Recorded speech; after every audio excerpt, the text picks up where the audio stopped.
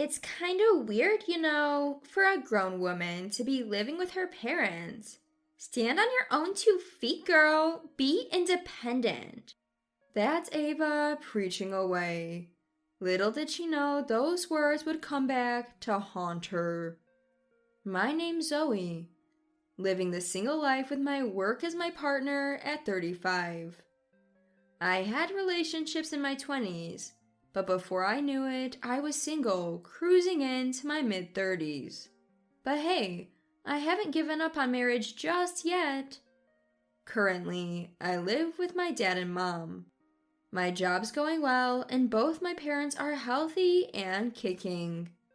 Life feels pretty good, with no real complaints or worries, except there's this one person who just won't stop nagging at me. So, Zoe, planning on staying single forever? Well, I'd get married if the right person comes along, but right now I'm enjoying my work. She snickers in a mocking tone. Enjoying your work, huh? That's just an excuse to cover up your pathetic inability to get married. People like you drown in work to escape reality. Who is she calling pathetic? The person looking down on me for being single is none other than my brother Henry's wife, Ava. She holds this prejudice that being married somehow elevates her above singles. Henry, who's 3 years older than me, got married just about a year ago. I remember the first time Ava visited our home. Wait, Zoe, you're 34 and don't have a boyfriend? That's kinda sad, isn't it? Have you ever even dated? If you want, I could introduce you to some of my friends. They're a bit quirky, but hey, at your age, shouldn't you be compromising a bit? Or you'll never get married. Never in a million years did I think I'd be slapped with such rudeness upon our first meeting. I was caught off guard and mumbled, well, Ava's my age. Is she trying to flaunt that she managed to get married and I didn't? She's always tried to act superior to me from the get-go. Moreover, Ava's incredibly thoughtless. She Googled the average salary at my company and blurted out, "Hey, those international companies pay well, right? How much do you earn? What's your bonus? You've saved quite a bit, haven't you?" No matter if she's family by marriage, that's just not something you ask. That's not really something I'd like to... I skillfully dodged the topic and changed the subject. I thought if I gave off vibes that I didn't want to discuss it, she wouldn't push. But Ava turned out to be even more oblivious to social cues than I thought, to the point where I wondered if she was from another planet. Why are you avoiding it? Just tell me your salary. Well, usually people don't share that kind of information. Really? I want to know. Tell me. As I sighed and asked, "Why are you so interested in it?" she casually replied, "Why can't I know about my sister-in-law's financial situation?" Why would she need to know that in the first place? I felt we fundamentally viewed things differently. From that point, I tried to avoid her, but Ava's insensitivity knew no bounds. One holiday, Ava, who visited our family home, said, "Hey Zoe, I found this in your room the other day," showing me my bonus statement. She probably rummaged through my room on a weekday when I wasn't there. Dad and Mom's living area is on the first floor, while my room is on the second. Maybe they didn't notice her going upstairs. It was like she was a thief. "Hey, what are you doing?" "You seem to earn quite a lot, Zoe. Why didn't you tell us? More importantly, how could you just enter my room like that? Isn't that extremely rude?" "It's because you hide your annual income. If you earn so much, you could have given more for the wedding gift. What you gave was just pennies." Isn't $1,000 enough? What's with this woman? Not just inconsiderate, she seemed overly obsessed with money. Angry, I firmly told her, You are, after all, just my sister-in-law. There are things I don't want to say and things I want to keep to myself. Please don't intrude in my private matters." She probably didn't appreciate being told off by someone who, albeit in law, was younger than her. Fuming and face red, she shouted, "What? How dare you? Acting all high and mighty even though you're single." With that, she stormed off. I wonder what being single has to do with anything. I wish she'd leave me alone. I was the one who wanted to be mad. I hoped that after speaking up, she'd be more considerate. That's what I thought. But after that, Ava's attacks on me intensified. Being single is such a burden on society. At least when you're married, there's a chance of having kids, supporting the country's future.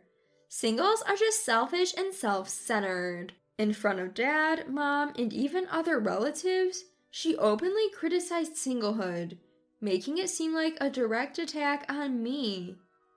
Her narrative shifted from being married is better than being single to an outright assault on single people. At that, even my dad and mom were taken aback. "You shouldn't have such prejudices. Whether single or married, everyone's still a person." Exactly. Zoe works hard and contributes to society. Mom scolded Ava. But she didn't seem convinced. "What's the big deal? I work part-time and I'm married, so I contribute more to society than Zoe." Dad and Mom couldn't help but laugh at that. Around that time, it was discovered that there was a major termite infestation in the walls of Dad and Mom's house. The house was over 40 years old, showing signs of wear and tear here and there. They had managed by patching up things over the years. But termites were a different issue and couldn't be ignored. The conversation turned to getting rid of them. They wondered, though, if treating it now would prevent future infestations, or if it even made sense to spend money on a house so old. That's when I chimed in. Why not sell this place and buy a single-family home? Fortunately, living at home and not splurging too much, I had saved a decent amount. "But can we afford a single-family home?" Dad was concerned. "Don't worry, I'm 35 now. I can manage buying a house," I reassured them, deciding to purchase it under my name. I only told Henry about moving to a new home because of the aging of the current one. In response, he said, "Then hand over Dad and Mom's house to me." However, when I mentioned the hefty renovation costs, he quickly backtracked with a, "Never mind then." Once we purchased the new home and completed the move, as Dad, Mom, and I were about to start our exhilarating new life, Henry and Ava paid us a visit at an unexpected time when our boxes were still unpacked. "Wow, this place is spacious. 2 floors, even a proper room for kids." "It even has a yard. Nice." I thought they came to congratulate us on our move, but I was mistaken. "We came to announce that I'm pregnant."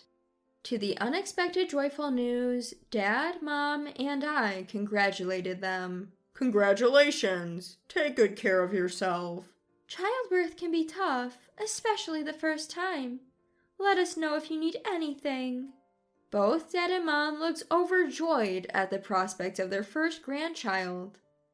"Thank you. In that case, we'll move in from today." "Excuse me?" Dad, Mom, and I were completely caught off guard by this sudden declaration. "Wait, that's a bit sudden. We don't have room for another family." "Yes, this house can't accommodate 6 people." Dad and Mom somehow conveyed their reluctance. "You're overthinking this. Why not just ask this single lady there to leave?" Ava said, looking smugly at me. "Wait, me?" "Yes, you. Aren't you embarrassed? Always relying on father-in-law at your age? Even letting him buy you a house? You're just trying to take advantage of everything good here. We have the important job of bringing the next generation into this family. You're in the way. Please leave this house." Ava looked at me with her arms crossed and a malicious glint in her eye. Besides, it's weird for a grown woman to be living with her father and mother. Stand on your own 2 feet. Ava continued her snide sermon. Henry chimed in. You can't always lean on Dad and Mom. Listen, for your own good, you need to move out and be independent. How dare they? Well, you see, this house is... I was about to say that the house was under my name, when Dad spoke up on my behalf. All right, so you two want to move in here? Ava grinned at his words. Yes, and in the future, we'll take good care of father-in-law and mother-in-law. But you'll need to pay rent. How about $800?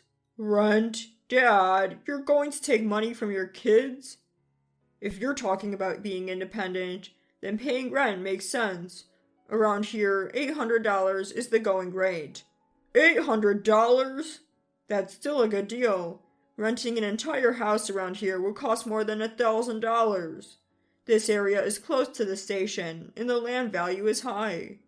Henry and Ava were taken aback by the amount, but they couldn't back down after making a big deal about being independent. Isn't that a bit much? What's the point of living together if we're paying that? Ava whispered this to Henry, but it was audible enough. Well, we'll figure it out. We'll take the second floor.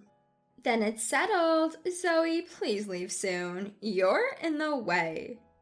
The couple went upstairs, brimming with enthusiasm. Wow, these rooms are so spacious. And look at all this storage. It's a good thing we got her to leave. Yeah, with her gone, this house will eventually be ours. Everything's going our way. As they happily discussed this at the top of their voices, Dad, Mom, and I exchanged knowing looks. How could they be so excited without knowing the full story? Dad had kept the fact that the house was in my name a secret for a strategic reason. After being ousted by Henry and his wife, I relaxed in a short-term rental apartment. Then one day, I got a call from Ava. Hey, I noticed father-in-law and mother-in-law are gone, and their stuff is too. Did you possibly pick them up to help me out? No, Dad and Mom decided to move in with me on their own. I couldn't help but smirk as I said this. Right there, Dad and Mom were sipping coffee casually. Oh, really? Well, that's fine. Being pregnant and living with them was pretty exhausting anyway. This works out. How could she easily forget the kindness of letting her stay and then say such a thing? She better brace herself. Her comfort is about to end. So that means next month's rent is $1,600. Okay? Excuse me? I mean, you need to pay the full rent for that house. What? What are you talking about? Well, up until now, Dad, Mom, and you and Henry split the rent in half, right? Now that Dad and Mom have left, isn't it only fair that you two cover the entire amount?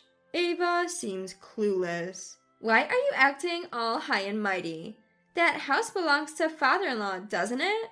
What are you talking about? I own that house. What? A brief silence enveloped Ava and me. I decided to explain the situation clearly. It seems you're not aware, so let me explain. The house is in my name, and I paid for it with my own money. Until yesterday, because Dad and Mom lived with you, I charged each party $800, a total of $1,600 for rent. Now, since Dad and Mom left, only you and Henry are living there. Therefore, I'll need the full $1,600 for rent next month. The reason Dad stopped me from revealing I was the homeowner was precisely for moments like this. It was a secret plan to teach the overbearing Henry and Ava a lesson. I didn't know any of this. Bring back father-in-law and mother-in-law. This isn't right. Thrown off by the amount of $1,600, Ava's tone grew frantic. Hold on, didn't you tell me to stand on my own, Ava? Living with parents is what dependent people do, right? I continued, dripping with sarcasm. If you can't even pay half on your own, it means you aren't independent. That's why Dad and Mom made the decision to move out. No, that's not what I meant. I'm really grateful to Dad and Mom. They've taught us the importance of independence firsthand. So I'll be expecting that $1,600 next month. Got it? What? Wait a minute. I hung up without waiting for a response. A few hours later, Henry called me. Hey, what's with changing the house title and the rent? Why are you making all these decisions without consulting? Making decisions? That's rich, coming from you. Who moved into a house that wasn't theirs and then acted like I was the intruder? Wasn't it you who kept going on about being independent? Henry seemed at a loss for words. If you can't pay, can you move out? I don't want someone who can't even afford rent living here. Wait, just wait. We're having a baby, okay? I'll pay the $800, just let us stay. Do you really have a child on the way? Ava doesn't look pregnant. What? Mom said that even though Ava should be around 6 months pregnant, she doesn't look it at all. Were you lying? Henry's silence was all the answer I needed. If you don't leave, I'll consider taking legal action. Clearly scared by that, Henry quickly said, Okay, we'll move out, and hung up.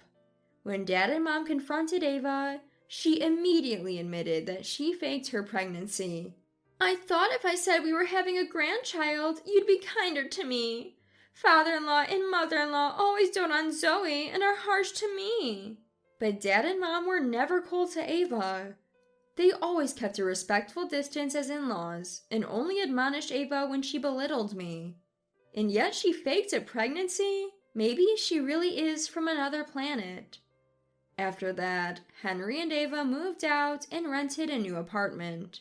It was peak moving season, so it seemed they ended up spending more than they had anticipated. Renting a new place isn't cheap, with all the deposits and upfront costs. The carefree couple, Henry and Ava, appeared to have no intention of saving money. They visited Dad and Mom several times seeking financial help, but were always turned down. There are lies one shouldn't tell as a human being.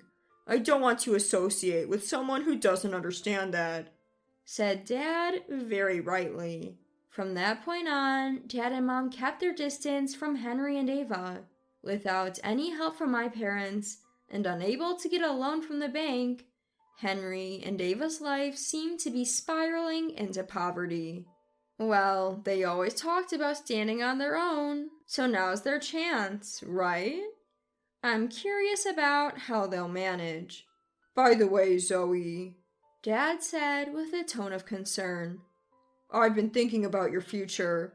I know you're independent, but would you consider going on a matchmaking date just once for me? I've got someone good in mind.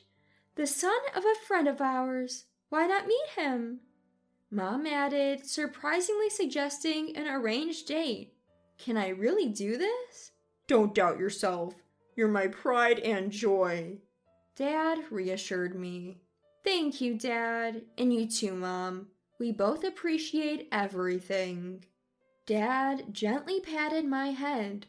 Maybe happiness comes in unexpected ways. All right, I'll give this matchmaking thing a try. I had a good feeling about this. It seemed like a new adventure was about to begin.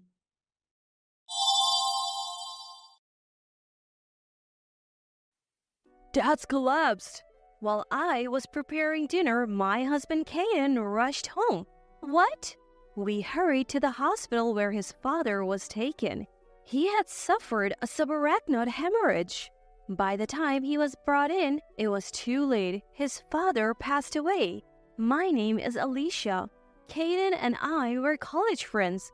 We reconnected at a reunion and started dating. We have been married for 2 years now, both of us 32. Caden's father owned a company. Caden had always been learning the ropes under him, but with his sudden passing, Caden was set to take over as CEO. I thought there might be some resistance to such a young CEO, but seeing Caden's dedication, he was surprisingly accepted smoothly. He even got along with the senior executives, or so I thought at the time. A year after Caden took over the company, he came home, ate his dinner in silence, and started drinking. Caden wasn't much of a drinker. Hey, are you sure you should be drinking that much? Mind your own business. But you have work tomorrow, right? Just leave me alone. I don't care about the job anymore. The company's going under anyway. Caden blurted out, visibly upset. What do you mean going under? Things aren't going well? Yeah, they say the company's falling because I took over. With that, Caden slammed his drink on the table. They keep saying I should know better as a CEO, that I should take responsibility. The board always criticizes me. I don't think I can handle it anymore. Caden's face shifted from anger to the brink of tears. Sure, Caden might have his shortcomings. It's natural for a CEO to take responsibility. But from what he's told me, it seems the board is putting too much on him. His father always treated me like his own daughter and helped us a lot. The thought of Caden ruining the company his father started was unbearable. Is there anything I can do to help? Caden looked up, a hint of annoyance in his eyes. Well, you have experience in accounting and a secretary certification. You could be of help, but I don't know if it's cool to ask my wife for help. Is this really the time to worry about that? I was getting frustrated with Caden's indecisiveness and snapped at him. Your father trained you to take over, right? And you're okay with ruining it in just a year? That seemed to light a fire in Caden. We vowed to work together to turn the company around. I decided to quit my job and support Caden as his secretary. Once I started working there, I noticed a significant gap between the older, long-standing employees and the younger ones. Despite the world moving towards digitalization, the older employees were stuck in their ways, leading to inefficiencies and extra costs. When I tried to implement changes, they resisted fiercely, but I stood my ground. But I said, if you can't adapt, you're welcome to resign. I was met with glares, but saving the company was the priority. The reforms Caden and I initiated started to show positive results. The older employees, though initially resistant, began to adapt, learning from the younger ones. As the company's atmosphere improved, so did interpersonal relationships, which positively impacted other areas of the business. We even managed to secure new clients, and the company began to stabilize. A year later, the company made a remarkable turnaround, achieved rapid growth. We have been through a lot last year and couldn't celebrate. How about we go out for dinner for our anniversary this year? Sure, next month is our wedding anniversary. Lately, we haven't had any private time together, but I have been longing for some. But Caden's response was cold. Am I the only one excited? He is busy now, but I'm sure he's thinking about it too. That's what I thought as our anniversary approached. After work, Caden called me over. Maybe he's going to tell me about plans for later. I was foolish to even hope for a moment. Caden, who called me, said something I never expected. You're no longer needed. Let's get a divorce. I couldn't believe my ears. What? Didn't you hear? I want a divorce. Why? Caden laughed at me mockingly. Because my company is fine without you now. You're obsolete. What? You always taking the lead, making it seem like you're in control. I was blinded by anger. So you can quit, finish the handover by the end of the month, stamp this, and you can leave the house too. He then produced a pre-filled divorce application. Is he serious? At that moment, I still felt sad. But in the next moment, that feeling vanished. My new secretary is already decided. Ariel, come in. The door to the CEO's office opened and a woman in her mid-20s entered. This is your wife? I thought she would be prettier, she rudely commented. Who is this woman, my replacement as the CEO's secretary? Right, Ariel is way better, so I'm not motivated with you. With Ariel as my secretary, I think I can do better.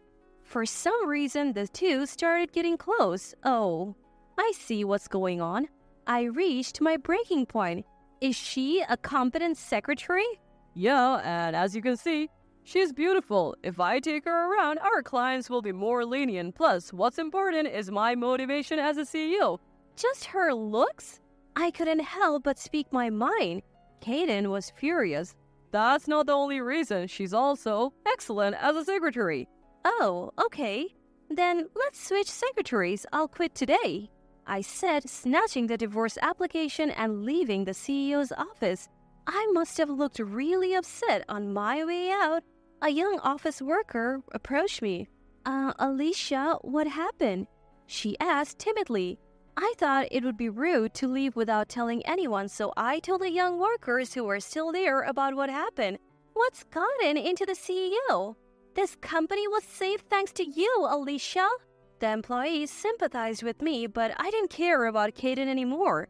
Then, one employee hesitated and spoke up. Could the woman I saw with the CEO the other day be...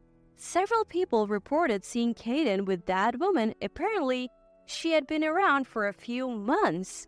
She wasn't a secretary, but a club girl from a place Kaden frequented for business entertainment. So their relationship had evolved into that? The sightings always happen on days I left work early. He would say he had work left or a business dinner. I offered to help or join if it was with clients, but he always refused. Now I understood why. Some employees had considered telling me but didn't want to hurt me with mere suspicions. They decided to wait for concrete evidence, although they tried to persuade me to stay. I couldn't. After all, Kaden was still the CEO. I said my goodbyes. Most of the executives had gone home, but a few remained in a conference room. I knocked on the door. When they opened, they looked flustered. I noticed some documents but ignored them. I've decided to leave the company. Please take care of things from now on. They simply thanked me for my hard work, so I left. The next day, I quickly found a new place and moved out while Kaden was away. I filed the divorce papers and took a deep breath. What had my life become? I visited my father-in-law's grave thinking it was the end. That's when I finally cried. But I believed I had managed to save his company. It wouldn't go bankrupt unless something drastic happened. A month after divorcing Kaden, some younger employees contacted me. The new secretary was always by Kaden's side but barely worked. She was disrespectful to other employees and had no redeeming qualities besides her looks. They begged me to return, but I declined. Then an idea struck me. With the skills I had gained over the past year, I could start my own business. I began studying and fundraising for my startup. 3 months later, I launched a new company with one of the workers from Kaden's firm. Other employees soon joined us, although we weren't stable yet. Most were willing to take the risk. We owe our jobs to you, Alicia. We want to help. I'm here because I want to follow you, not the company. So I decided to work hard with everyone. Around that time, Kaden contacted me. You're poaching my employees. Really? Your company's in trouble again? I laughed at the once condescending Kaden. That's because you're poaching my employees. You are the one who's been using my credit card even after our divorce. You'll pay for that. What? That's my card. Busy now. Don't contact me again. I hung up and called my lawyer. Soon Kaden was served with a lawsuit for compensation due to the divorce. A week later, he visited my office. You are the CEO now? You owe it all to me. What? What do you want now? I'm busy, so make it quick, I said, clearly annoyed. Kaden then pulled out some documents for a lawyer. What's this all about? It's a compensation claim for your affair during our divorce proceedings, plus the credit card bills you racked up after our divorce. It's only fair. You easily agreed to the divorce and now you're suddenly claiming compensation? Didn't you know? Compensation claims from divorce proceedings are valid for 3 years after the divorce. You brought the divorce papers and even brought along your affair partner, Ariel. I thought you would expect a claim. Kaden's face turned pale, seemingly unaware of this. Everyone at the office gave me evidence of your affair. On days I left early, you always seemed restless, unlike me who never suspected a thing. They noticed. They followed you and took photos. The dates on those photos are from before our divorce. Kaden looked even paler, but I didn't hold back. And the credit card? You used my family card on dates with her at restaurants, bars, and more. How could you use a traceable card for your affairs? I sighed in disbelief. Suddenly, Caden's demeanor changed. I'm sorry, I truly am. Now you apologize? Actually, my company is on the brink of bankruptcy. Our clients are leaving, and I can't afford the compensation. I need your help. I couldn't help but laugh. How many times will you run your company into the ground? If you're in such a pinch, why not ask your competent secretary for help? But Ariel, she doesn't even have a secretary certification and can't do the job.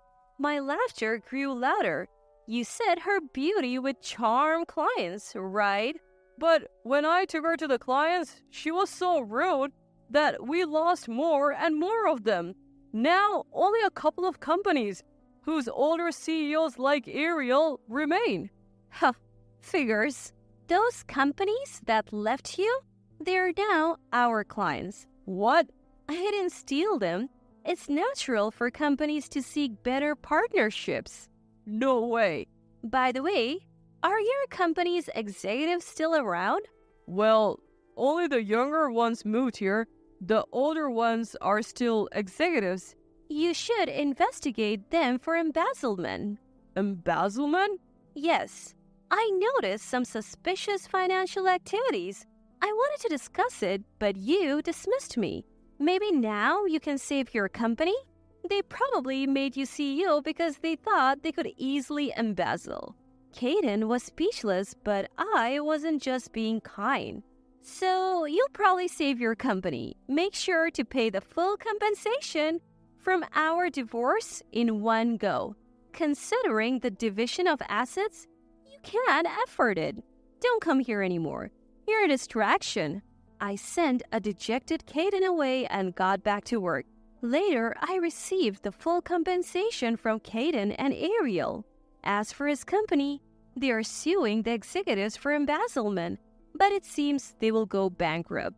After all the effort to save it, he lacked business acumen. It made me reflect on my poor judgment. But now, as a CEO, I'm thriving, enjoying life with the hefty compensation from the divorce.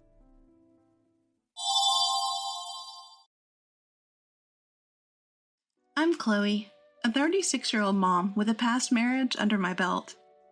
I used to work as a bartender, but now I'm a stay-at-home mom to a 3-year-old boy. Life is good now, but my marriage to my ex-husband was a mess. The mess was largely because of my ex-husband, but there was actually another reason. That was my sister, who's 2 years younger than me. Jessica managed to steal my then-husband right from under my nose. This all happened 3 years ago. I ran into my ex-husband and Jessica at church, of all places, just around New Year's, about 2 months ago. When we told them that the child with us was fathered by my ex-husband, they were at a loss for words, and their faces dropped. Considering they were struggling to have a child, the disappointment was visible. It gave me a moment of relief, thinking about how they betrayed me back then. Back then, I was bartending at a well-known bar where I caught the eye of a regular customer. This was the kind of bar frequented by politicians, bureaucrats, and business moguls. I had some experience bartending elsewhere, but got this gig through a friend's introduction. After working there for a few months, I met the man who would later become my ex-husband, a government official. I was around 30, starting to think it was high time to settle down. "You're really cute. Totally my type," he told me, clearly smitten. My prestigious college background and my job at a major investment firm might have added to his interest.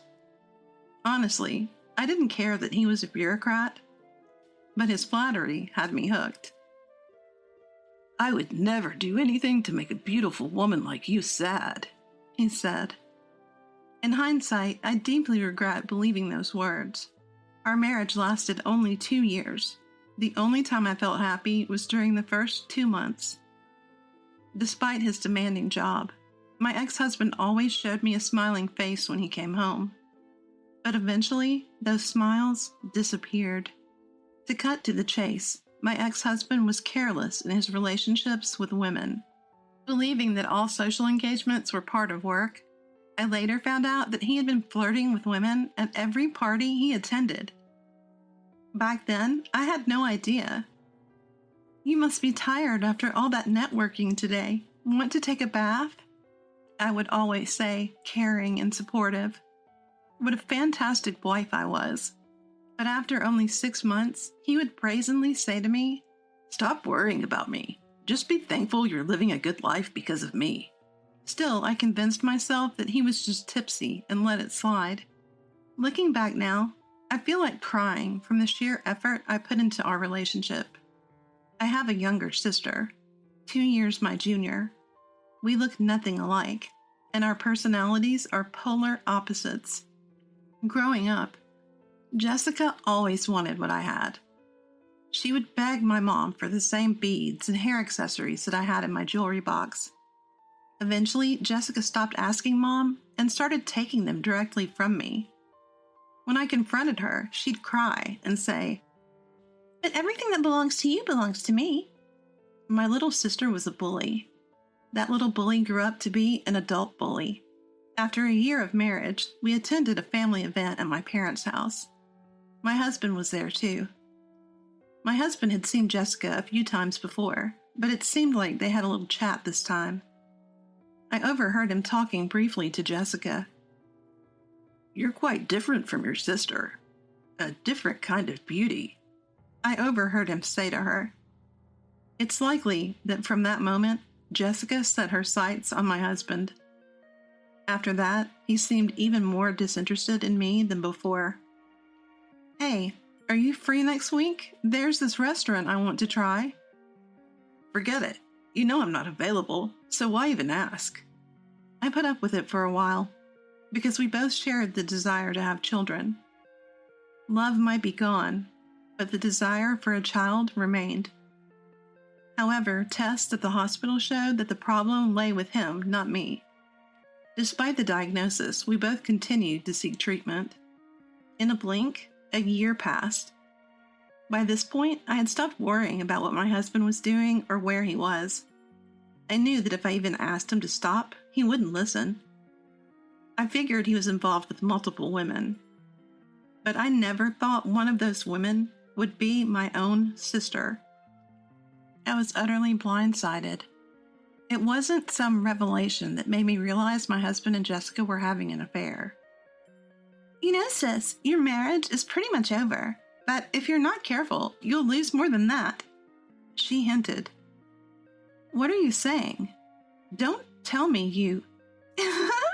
"Whatever happens, it's your fault." Seeing the naive yet malicious Jessica after so long sent chills down my spine. After that conversation, I confronted my husband to get to the truth. "Hey, you're not having an affair with my sister, are you? Tell me it's not true." "What if I am?"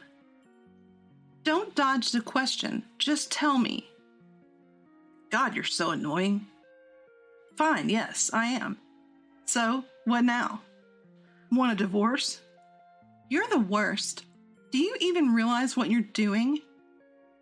"You should be saying that to your sister. She's the one who came on to me." "Even if she did, why would you go along with it?" "Well, I'm a guy, so can't help it." "I can't believe you're doing this with Jessica. You know what? Fine, we're done. We were always over anyway. Bye." Even though the love was always gone between me and my husband, learning he cheated with my sister Jessica was a hard pill to swallow. And the audacity he had to casually admit it, it felt like both of them were mocking me. The frustration was unbearable. I divorced him right after this shocking truth came to light. As for Jessica, I cut her off via email and chose to put the incident behind me. About a month later, an unexpected turn came my way. A female colleague from my days working in finance reached out. We were connected on social media and occasionally exchanged messages. But it had been a long time since we had met for drinks. We caught up and had a great time. Although my story was grim, she laughed it off and mentioned someone she wanted to introduce me to. Enter Ethan, my current husband. Ethan was her investment buddy. He was just an average office worker, but had a knack for investing, managing a significant portfolio. They'd become friends through offline meetups she organized based on his investment blog. I took an instant liking to the upbeat Ethan. I've been divorced before. Is that all right? I'm still single. Is that okay? We both just had to laugh it off. Ethan seemed to think we clicked, and we started dating right away. We got married after about 6 months. Chloe, want to invest in me? Marry me. I couldn't help but laugh at Ethan's unique proposal. I believed his proposal was one where I could see us being happy together for the rest of our lives. The truth is, I was already pregnant with Ethan's child even before I got remarried. Actually, shortly after we started dating. We'd both been considering marriage, so finding out about the pregnancy sped up the timing. 2 people in love, and the precious baby that was the fruit of our love. I couldn't be happier. For our first holiday season together, let's go to church and pray for the health of our adorable baby. The fact that they arrived so quickly is proof that our meeting was destiny, don't you think? Sounds good. Yes, let's go. In the midst of my newfound happiness, something unexpected happened at the church we were attending for service. Guess who? My ex-husband and Jessica. Seeing them together for the first time in over a year, they really seemed like a married couple. I had already told Ethan all the miserable details about these 2. Hey, I'm going to talk to them. Is that okay? I don't mind. You sure you're okay with it? Yeah, I'm fine. Look, I'll explain later.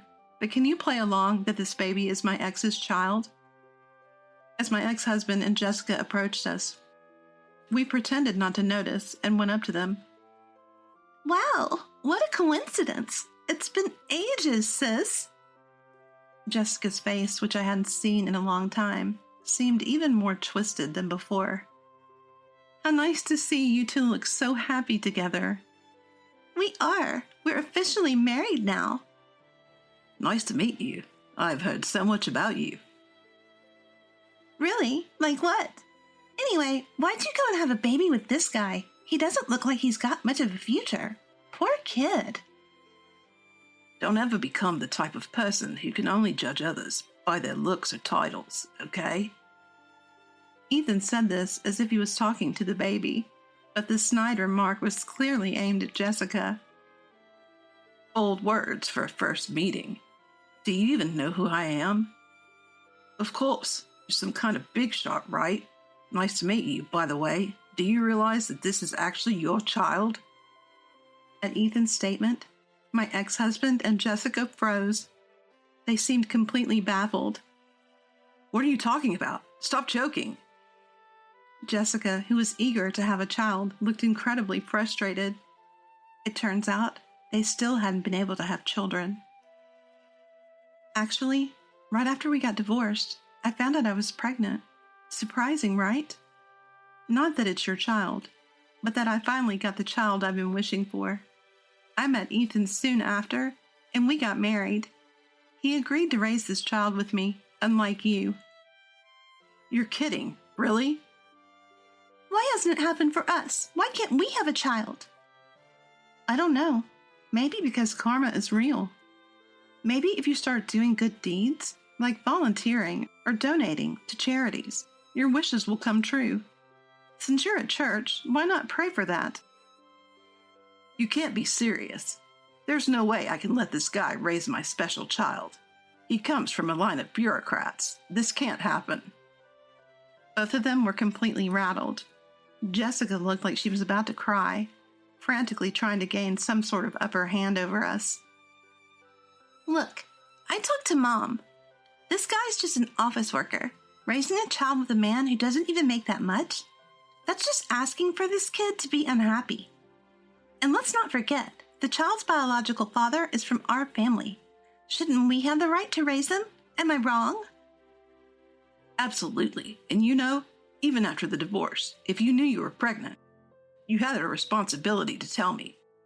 After all, it's my child. You think a person like you can raise a child? Don't kid yourself. You don't have the right to know, let alone the right to raise this child. Hey. Stop this ugly argument in front of the baby. You abandoned Chloe and this child, remember? Just like Chloe said. You don't have any obligation to be informed or any right to be involved. Sorry, but it's true. And for your information, I might be an office worker, but I've done well in investments. I actually have more assets than you. I don't mean to brag, but... Don't worry, this child won't be unhappy. Shall we go, Chloe? Yeah, take care, especially you two, the careless womanizer and the greedy one. Ignoring the flustered and frustrated pair, we left the church. I'm sorry you got caught up in this, and thank you for going along with me. No problem at all, honestly. I'm impressed with how well I went along with it. I mean, that was some award-winning acting. I fell for you all over again.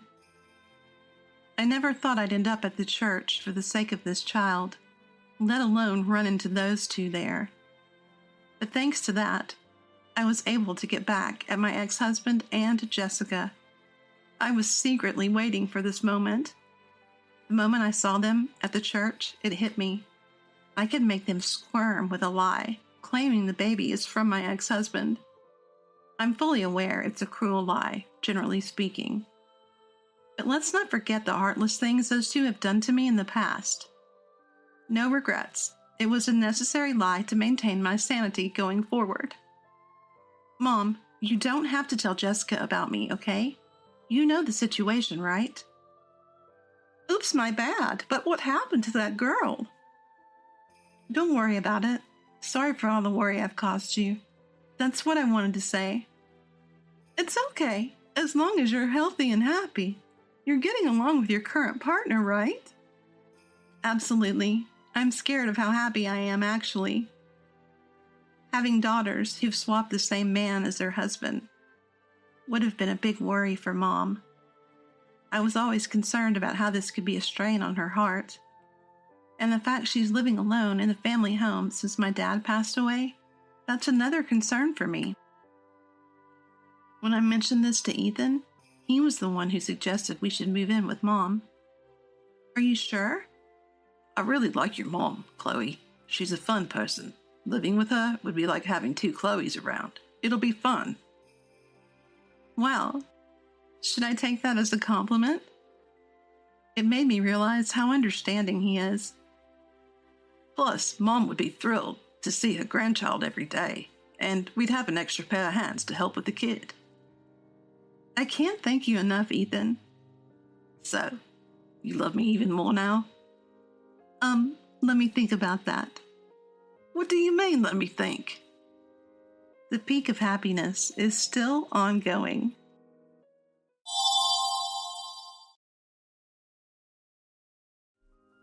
Really? Picking up in work clothes? Seriously? I heard this preschool was the best around here, but I didn't expect to see bottom feeders like you hanging around. Bottom feeders? Isn't that a bit rude to say out of the blue? What's wrong with telling the truth? You're an eyesore. You should just leave the school. My name is Emily. I live with my husband Mason and our 4-year-old son. Mason and I started dating in college. After graduation, he returned to his hometown, and we had a long-distance relationship for a while. But 2 years later, he proposed and we got married. I moved to his hometown to start our life together. At first, adjusting to the new climate, local customs, and not knowing my way around was challenging. But Mason always supported me. When I asked the locals for help or advice, I found that most of them were genuinely kind-hearted. At first, I was really anxious, but now I feel like this place suits me better. That's a relief to hear. Your parents told me if you ever make our daughter unhappy after taking her so far away, we'll never forgive you. Your brothers also warned me if you ever make Emily cry, we'll beat you up. What? My brother said that? Yeah, but hearing that made me realize how much you're loved. It also made me more determined to make you happy. Mason said with a smile. Being married to Mason, I felt truly blessed. Soon after, I became pregnant. After giving birth in my hometown, I returned to our home. My parents and brothers were worried, but Mason and our neighbors supported me through the challenges of parenting. This spring, our son started preschool. Many of my mom buddies from the parenting group also have their kids in the same school, which is comforting. The teachers are as kind and reliable as their reputation suggests. We all felt every day is so much fun. But then, things started to change because of a new family. Lily and her child who joined the preschool. Lily, who moved from the city due to her husband's sudden job transfer, had a very strong personality. She once looked at the school's lunch menu and exclaimed, "What? Swedish meatballs for kids? That's like poor people food. And cornbread for a snack? I would expect that for old people, not kids. That is why I can't stand country folks." She quickly made enemies with all the moms, teachers, and even the cafeteria staff. She would also mock other moms, saying things like, "Where did you get that dress? The pattern looks like a toilet seat cover." Or, "Is that a stripped pattern? It's hard to tell with all the extra weight you're carrying." "You look like a watermelon if it were green and black." Her son, Benjamin, was no better.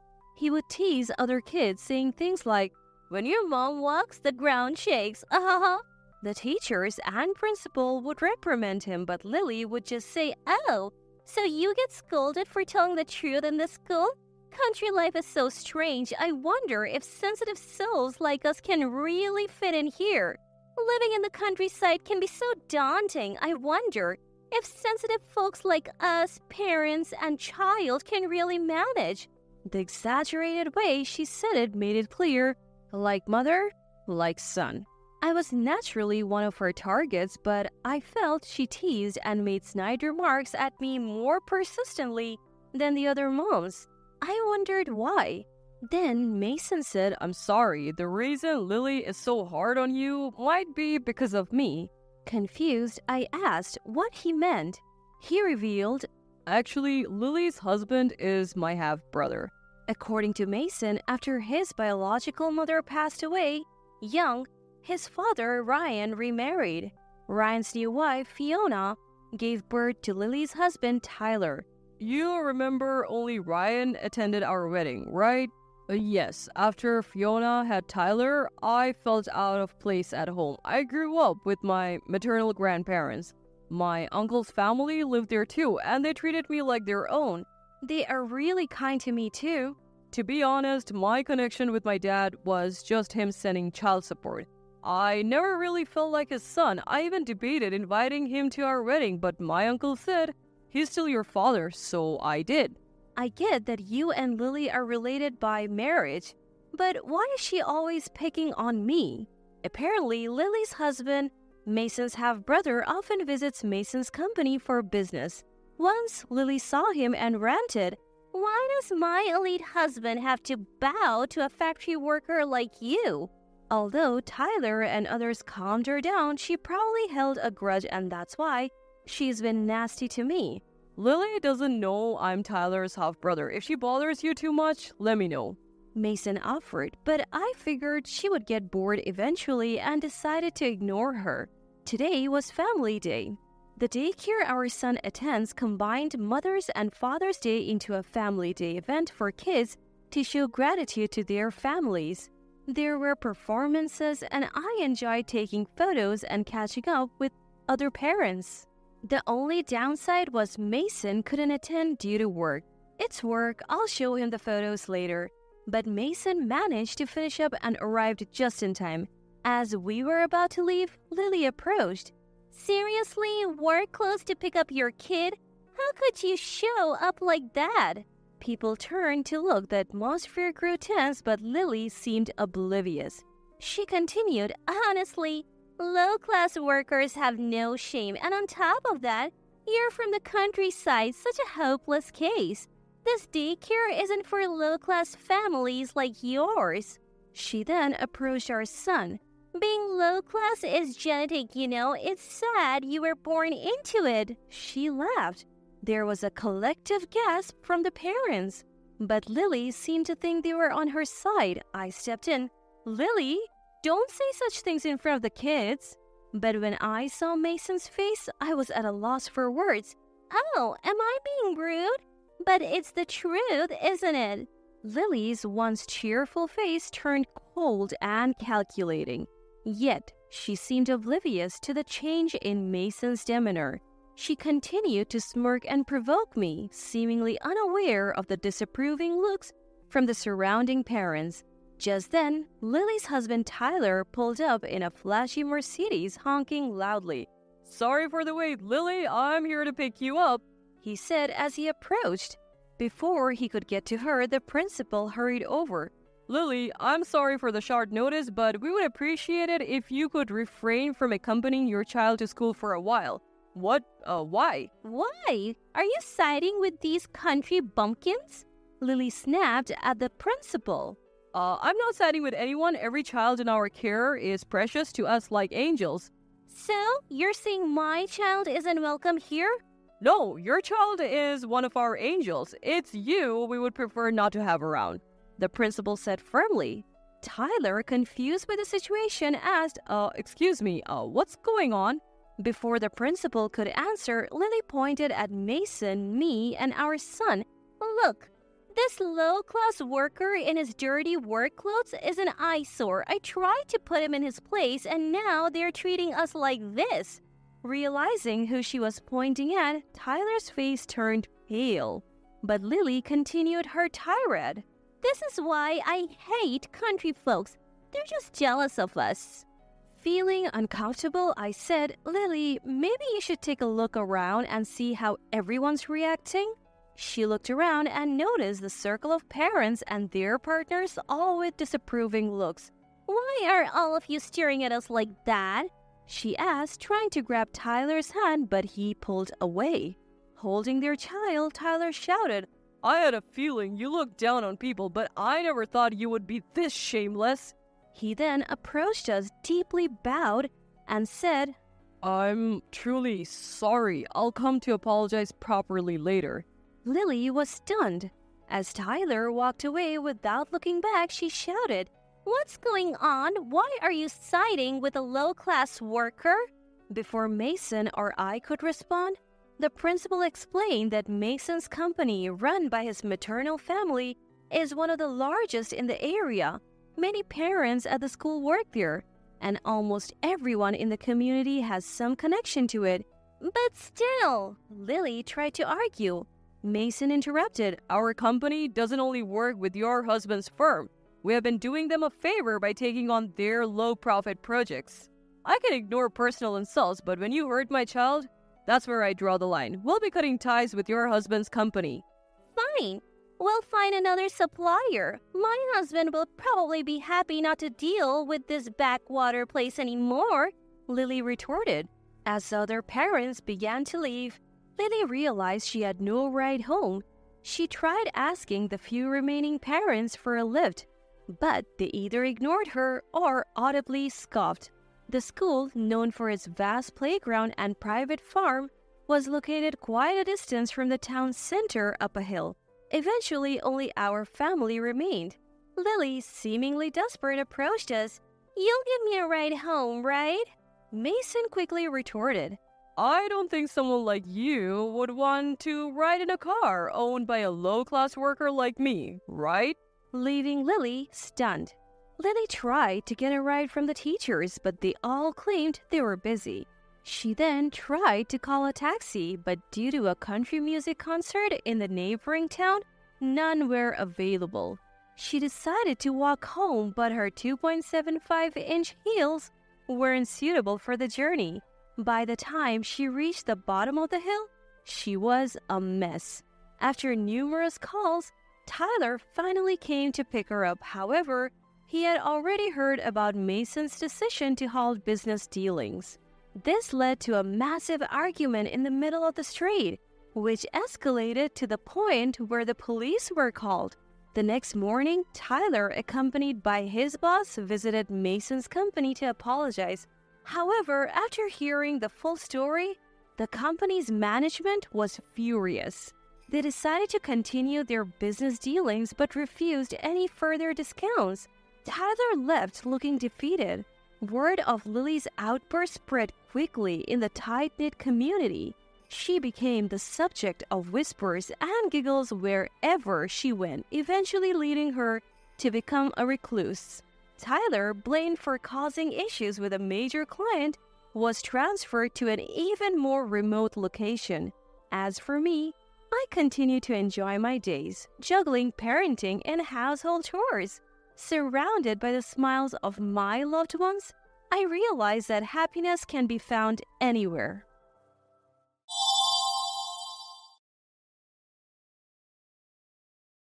My name is Adeline. I grew up with my dad and mom, just the three of us. Recently, I decided to marry Philip, my boyfriend, and move out of the home I grew up in. I met Philip through mutual friends. He works for a well-known company in town and is often considered a top-notch professional. He's very responsible and kind. My parents were thrilled when they learned I'd be marrying him. With my marriage, Mom seemed relieved that her years of parenting were coming to an end. It was as if this gave her the chance to refocus on her own life. Since I started elementary school, Mom has been working as a chef at a nursing home. Cooking is her passion. Sometimes she would even serve her creative dishes at the nursing home she worked at. I've heard stories about how the residents eagerly awaited her meals every day. That's how delicious her cooking was. Praise never got to her head. She took cooking classes and was always learning. Mom had always been diligent about following her dream. Her dream was to have her own restaurant one day. Seeing people smile while eating her dishes brought her immense joy. She often said, "I'd love to serve my dishes in a small restaurant when I'm older." Though she said it might remain just a dream, there was a hint of sadness in her eyes. But then a twist of fate changed everything. Around the time I moved out after my wedding, unexpected news came Mom's way. She and Dad would often dine at a bar run by her friend's elderly parents. It was a quaint place with lovely conversations, meticulously prepared dishes, and select drinks that Mom always raved about. But due to their old age and declining health, they decided to close the bar. It was in such a prime location, too good to be left unused. When they thought of renting it out to someone, Mom's name was the top of the list. They believed that with her culinary skills and lovely personality, she would cherish and take care of the place. After discussions, they decided they wanted to pass the bar on to Mom. When Mom heard this, she was taken aback by the suddenness of it all. However, opportunities like this might never come again. She seemed to understand that if she missed this one, there might not be another. Mom decided to take over the bar from her friend's parents and start her own place. Dad was all for it, and they worked together to create their dream bar. When their dream was finally becoming a reality, Mom was ecstatic. She paid attention to every little detail to ensure no regrets. Seeing the happiness on Mom's face, I felt sure the bar would be a hit. A few months later, everything was set to open. Mom's bar is a quaint spot that opens in the evening. There isn't a fixed menu. Instead, she serves the best items she gets her hands on that day, presenting them as creative cuisine. It felt like a great idea packed with Mom's dreams. Initially, I was worried about whether customers would come. But there was no need for concern. Mom's bright and sociable nature quickly drew in regulars. Above all, it was Mom's cooking that brought the rave reviews, and word of mouth soon spread. Most of the customers were locals, but passers-by would also stop by and have a good time. The homely atmosphere was a hit, and the bar was busy every day. I visited the bar with Philip once. Philip loved Mom's dishes, and he made a suggestion. "The food is truly delicious. Would you consider using our vegetables?" Philip's family owned a greengrocer. Having been in the business locally for a long time, they had a wide network and offered fresh produce. Philip proposed a contract between Mom's bar and his family's greengrocer. Fresh harvest grocers, right? That's a generous offer. I'd love to. With the contract, she'd get a regular supply of quality ingredients. Mom was thrilled at the prospect of making even better dishes. Soon enough, Mom and Philip's dad discussed the details over the phone, and a formal contract was agreed upon. Once everything was settled, a delivery of vegetables from Philip's family was sent over. All of them were vibrant and fresh. It was clear they were top quality. It might cost more than the supermarket, but serving such great produce will surely make the customers happy. Mom always prioritized seeing the smiles of her customers over profits. "I'm glad you like them." Seeing Mom content with the vegetables, Philip grinned, looking slightly embarrassed. Then one day, Mother-in-law visited Mom's store. Interesting. Without any greetings, she looked around as if assessing the place. It had been a while since they met during a formal introduction for the marriage, so Mom honestly didn't know much about her character. Despite feeling a bit annoyed by Mother-in-law's scrutinizing look, Mom greeted her warmly. "Oh, you're Philip's mother, right? Welcome. We really value and use the vegetables you supply." "Thanks," was all Mother-in-law replied, avoiding eye contact and frowning. Not understanding the sour expression, Mom offered her some water. "Here's some water. I'll prepare a meal for you shortly. Please take a seat." However, Mother-in-law stopped her with a gesture. "No need. I just came to check out the place today. I was concerned whether our family's produce was properly being used in such a small establishment." Stunned by her arrogant attitude, Mom was at a loss for words. "Seems like you have a good reputation here. That's nice," Mother-in-law said with a sly grin. Mom just listened in silence. "Well, it appears you're using our veggies properly. It would be a problem if you weren't." "Oh, since I'm here, how about I book for 50 people? As you can see, this is a small place, and I don't think we can accommodate 50 people. After making several snide remarks, she now proposed an impractical reservation. The eatery, with a few tables and counter seats, couldn't possibly fit 50 people. "You think this tiny space can handle a big crowd? Then let's see your cooking skills. Pack them into lunchboxes. I'll order 50 for next Friday's lunch. Can you handle that?" The mother-in-law's taunting challenge seemed to ignite Mom's fighting spirit. "Lunchboxes it is. I can definitely make 50 by next Friday." With that reply, the mother-in-law left with a sour look on her face. While Mom had confidently accepted the challenge, she had never prepared such a large order before. I decided to lend a hand, knowing it'd be quite the task for one person.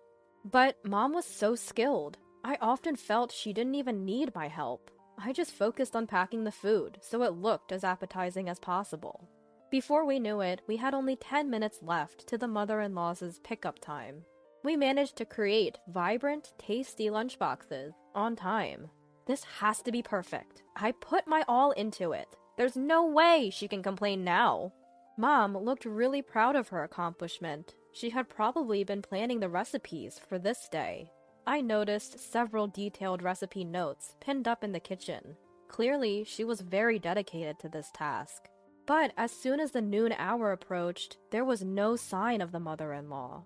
After waiting for 30 minutes past the pickup time, I called her to check in. "Hello, we have the lunchboxes ready. Will you be coming to pick them up? If you're busy, we can deliver them for you." What she said next was utterly shocking. "Oh dear, I completely forgot about the lunchboxes. I already had my lunch. Just cancel my order." Wait, we've already made them. We can't cancel now. At least pay for the cost? You can't be serious. Families shouldn't charge for cancellations. Anyway, I'm busy. She had not only forgotten her order, but now refused to pay. I was stunned, lost for words, when she abruptly hung up. Heartbroken, I told Mom about the conversation. She looked devastated. I should have taken payment up front, and accepting an order for $50 was unrealistic. I shouldn't have let her provoke me. Mom seemed deeply upset by the hard work she put into those lunchboxes. It's not Mom's fault. She simply kept her promise and made the order as requested. It's mother-in-law who's in the wrong here. It felt such a waste to dispose of these wonderful lunchboxes. Hoping against hope, I decided to call Philip. Philip, I'm sorry to disturb you at work. No worries, it's almost lunchtime anyway. What's up? Since it's almost lunchtime, I have a favor to ask. What happened?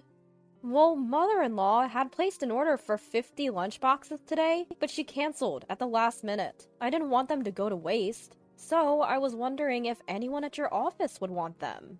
Hearing this, Philip let out a deep sigh. Ugh, I can't believe it. I'm really sorry for the trouble Mother has caused. She's always been like this. We'll sell all those lunchboxes at my company. Can you bring them over? I could detect the anger in Philip's voice. Thank you. It's such a waste to throw them away. We can give them out for free, and if there are any leftovers, you can bring them back home. As promised, I delivered the lunchboxes to Philip's office. Mom, still reeling from the lunch incident, felt too upset to continue with the evening shift. As she saw customers outside looking at the "Closed for Today" sign, she seemed even more downcast. At that moment, Philip, having finished work, hurried over. Mother-in-law, I deeply apologize for the inconvenience my mother caused. There's no need for you to apologize, Philip. Please, look up. Philip, still with his head down, continued his tale. Actually, Mom, mother-in-law was jealous of your shop. She envied you because she couldn't do it herself. I never imagined she'd go this far to harass you. I'm truly sorry. Mom was taken aback, unaware that mother-in-law felt this way about her. Mother-in-law was envious because people liked Mom, and she even opened up her own store. Unlike Mom, mother-in-law wasn't good with people. She often had conflicts with others, leading to multiple incidents in the past. She always resented those who seemed better off than her, spreading rumors and even getting into altercations. Every time she caused trouble, Father and I stepped in, but this time, it's unforgivable. Philip contacted father-in-law and asked him to bring mother-in-law to the store. Shortly after reaching out, father-in-law, almost dragging mother-in-law, arrived at the shop. I apologize for my wife's selfish actions. We will cover all the expenses. Apologize, now! Father-in-law urged mother-in-law. However, mother-in-law sulked and pouted. You don't need to pay. Philip sold all the lunchboxes at his office, thankfully, so we didn't end up at a loss. Mom declined their offer. Upon hearing this, mother-in-law exploded in anger. You think your son like that? Just because you own a store doesn't mean you're above everyone. Mother-in-law's face turned red as she shouted. Philip was supposed to stay with us. This is so infuriating. The sight of mother-in-law shouting in blind rage was unsettling. Father-in-law tried his best to calm her down, but she was beyond control. Just then, a regular customer, noticing the commotion, walked in. The customer recognized that the disruptor was the Fresh Harvest Grocer's mother-in-law. With father-in-law, the customer helped restrain mother-in-law. Watching this unfold, a distressed mom stood up and addressed mother-in-law sternly. I can't tolerate you causing a scene and bothering our customers. You act all high and mighty for such a small store. At mother-in-law's words, Mom's anger exploded. Who do you think you are, acting all high and mighty? If you feel that way, fine. I'll end our business agreement with your store. What? Wait, what did you just say? Did you not hear me? I said I'm ending our agreement with your store. As Mom declared this, father-in-law immediately became frantic. No, anything but that. Father-in-law desperately didn't want to sever the business contract with Mom. In truth, the business of Fresh Harvest Grocers, which had been running for many years and stocked fresh vegetables, had been declining year by year. Though Fresh Harvest Grocers provided quality produce, they weren't meeting the community's needs. Recently, the number of apartments and single individuals, including students, had grown in the area. Additionally, several big supermarkets had started to emerge. With more people looking to buy cheaper vegetables at supermarkets, Fresh Harvest Grocers saw a gradual decline in customers. Despite Fresh Harvest Grocers' widespread reputation, they couldn't sell a large variety of veggies at low prices like major supermarkets. Therefore, having small businesses like Mom's continuously purchasing vegetables was something father-in-law greatly appreciated. Terminating that contract was the last thing father-in-law, the business owner, wanted. I beg you, please, reconsider the contract. I'll talk to my wife about her behavior. Why does it matter? It's just a small store like mine. You always act like this. It's because of that attitude that we've lost customers. You need to reflect on your actions. Not only was mother-in-law rude to Mom, but she was also often curt with other customers. She sometimes made unnecessary comments, leading some customers to feel uncomfortable and decide not to return to Fresh Harvest Grocers. To think you can't even understand when it's spelled out for you, and to behave this way towards Philip's mother-in-law, it's unforgivable. Mother, Adeline, I deeply apologize for my wife's rudeness. Biting his lip and holding back his emotions, father-in-law grabbed mother-in-law's arm and left the store. Mother-in-law never apologized to Mom in the end. Later on, Philip visited Mom's store with a big smile on his face. Anything good happen? Well, my parents got divorced. Since Mother left, the customers have been returning, and the business is slowly stabilizing. It feels like a troublemaker is gone. Father-in-law, fed up with mother-in-law's lack of remorse, decided to divorce. But mother-in-law didn't accept the divorce easily. She impulsively initiated divorce mediation, but in court, she only made self-centered remarks. She rudely addressed the family mediation committee, which put her at a disadvantage in the mediation she started. She had no allies, and the divorce was easily granted. Father-in-law seemed relieved that the divorce didn't take much effort. Now, he has no contact with his ex-mother-in-law, and their relationship is completely severed. Now, without Mother causing any more trouble, I can't stand causing you any more inconvenience. Philip seemed to feel a weight lifted, recalling all the past troubles with mother-in-law. Philip, I'm looking forward to our continued relationship. Mom was carefully prepping the vegetables from Fresh Harvest Grocers. In reality, she hadn't terminated the contract and continued to buy from them. No matter how bad mother-in-law's attitude was, Mom genuinely loved the produce from Fresh Harvest Grocers. The tasty vegetables were popular with customers, enhancing the reputation of Fresh Harvest Grocers. Because of this, some regular patrons specifically came for their produce. Promoting Fresh Harvest Grocers, Mom's store became very significant for father-in-law. Moreover, there was more good news. The lunchboxes sold to Philip's company were a hit among employees, leading to more requests. Thanks to that, Mom began selling lunchboxes at noon. The nutritionally balanced lunchboxes were popular, especially among younger locals. With good sales and affordable pricing, nothing was left unsold. She also received bulk orders from Philip's large company, and though busy, Mom joyfully cooked. Years later, her shop still thrived. She could afford to hire part-time workers, easing her burden. A woman, fond of Mom's cooking, came to apprentice.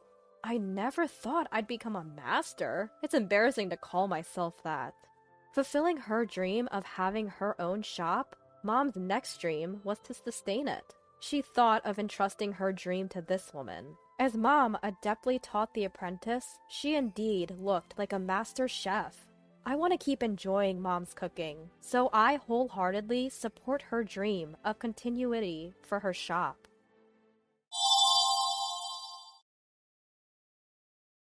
Where Where on earth is my daughter-in-law? She's done with her surgery. Why isn't she back with her change of clothes and hospital essentials? She could at least shoot us a message. As my husband speaks, I hear my daughter-in-law yelling in the background, but it's already too late. Mom-in-law, I'll get my underwear and other stuff at the hospital gift shop. Please, don't go through my drawers. My husband has never been keen on visiting my parents' house since we got married, and it seems the same goes for my daughter-in-law. She and my daughter have kids of the same age, and whenever my daughter visits her grandparents, my daughter-in-law always tries to flaunt her standing. Yep, life's a handful sometimes. I'm living with my slightly older husband, along with my son and his wife. She complained about a sudden stomach ache and was rushed to the hospital. Thankfully, it turned out to be just appendicitis, so it's not life-threatening. My husband and grandchildren also went to the hospital. Once my eldest son arrived, I returned home to prepare for her hospital stay. Sorry, but I'll go back to the hospital tomorrow. That's what I told them, and it led to a shocking turn of events. Sure, marriage links two families together, and it comes with its challenges, but I think that's part of what marriage is all about. I couldn't bear the thought of someone arbitrarily making decisions and keeping it a secret. If this were feudal Japan, it'd be straight to seppuku. I sometimes can't help but think in extremes. I told them over the phone that I would visit the hospital, not on the day my daughter-in-law was admitted, but the next day. I needed time to emotionally prepare. Alright, let's get everyone on the same page. My name is Grace. I'm 62 and work as a freelance funeral service director. Different religions and sects have their own rituals, so it's actually a pretty challenging job, but it's work that needs to be done, so I take pride in doing it. My husband is slightly older, and we met through work. Back in my day, we didn't fuss about how much the other made or what job they had. I got married and had kids shortly after junior college. That's just how it was. Nowadays, I have a job and can support myself. I even find myself wondering, is marriage really necessary unless you're with someone special? My husband is a bona fide baby boomer. He thinks our generation has significantly impacted American culture and society. Maybe that's why he never helps around the house. Today, guys who can cook are popular, but not him. Even when taking care of his parents, he never helped, not even with encouraging words.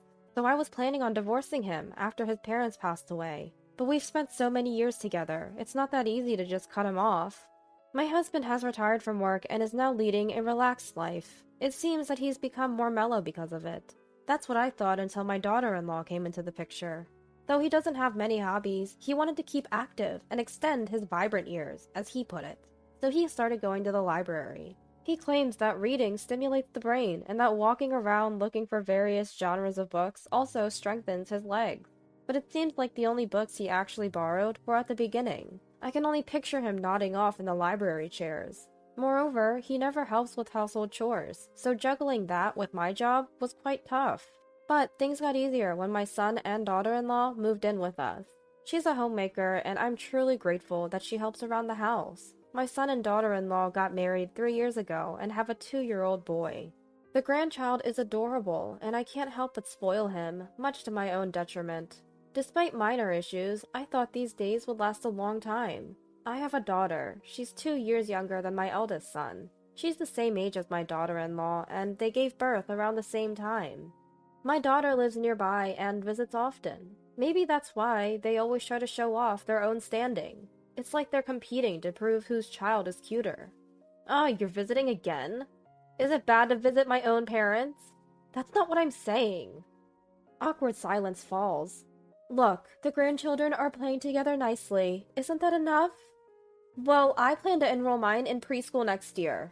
Preschool? What's that? Coincidentally, we're also planning to send ours. You too? Isn't it too early for preschool?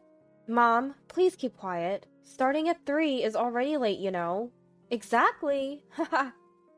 It turns into this atmosphere every time. My daughter-in-law walks into the room without making any tea. But if preschool starts at 3, my daughter probably won't visit as often. And my daughter-in-law will probably go out more often, so I felt a bit relieved. However, my daughter soon drops a bombshell. Hey, Mom, doesn't that kid look nothing like Jack? She says, observing my eldest son's child intently. Really? They say kids look like various relatives when they're young. At that time, I didn't take my daughter's words seriously. After all, even among grandchildren, I can't help but find the one my daughter gave birth to more adorable. Maybe that's why my daughter-in-law gets in a bad mood when my daughter visits, and that sour mood impacts me. My eldest son and his wife got married through a friend's introduction. By the time they both crossed 35, they were getting anxious, and a friend introduced them. It seems my daughter-in-law had the same motivations. They moved in together because my son's work was conveniently located, and they wanted to have a child soon after getting married.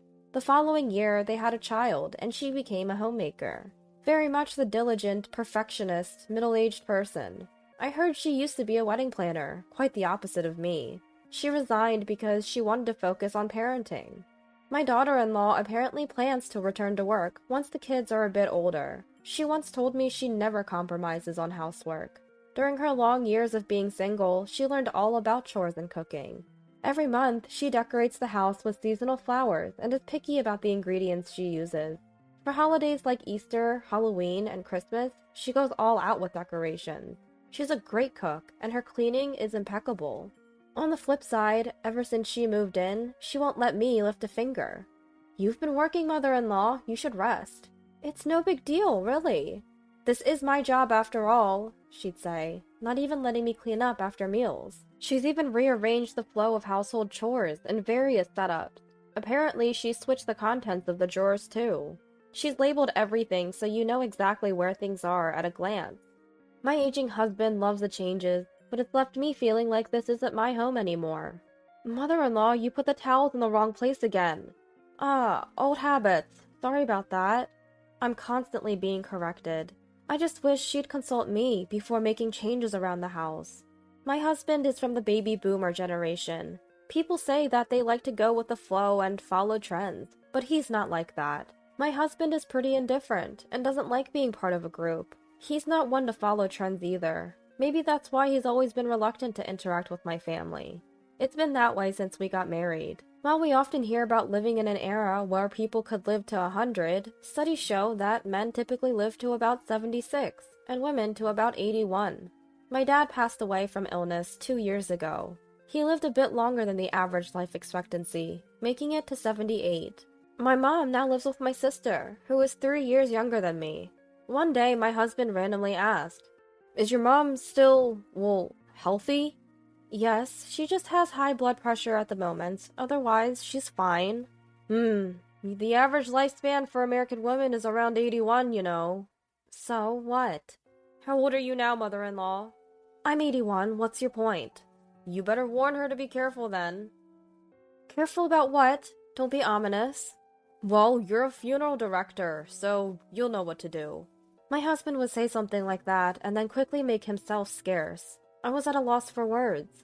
Flashbacks of my life with my husband flooded my mind. His lack of support in raising our kids, taking care of his parents, and even connecting with my family. Once you start down that path, there's no end to the issues. I began to feel like I'd hit a wall in my marriage. My mom's health isn't great, but my sister lives with her, so I'm not too worried. My sister is a single career woman. She even got her retirement age extended, planning to work until she's 70. Apparently, being single in your 50s and beyond is increasingly common, so it's not a rare story. My husband's lack of involvement with my family also means my daughter-in-law doesn't have much good to say about them either. "Your sister is still working, right?" "Yes, she is. She's single and very responsible." "I assume she's saved a lot of money then." I wondered what her point was. My sister's savings have nothing to do with her. I found it a bit tacky and couldn't understand what my daughter-in-law was getting at. It's been 3 years since Dad passed away, so we all gathered at my childhood home for the first time in a while. The last time we came here, my daughter-in-law immediately said something specific, and this time she brought up the same topic again. "Doesn't anyone clean around here?" "My mom is old, and my sister is busy with work." "Don't you think it's pretty bad?" Even my husband chimed in. "Let's go home after the prayers."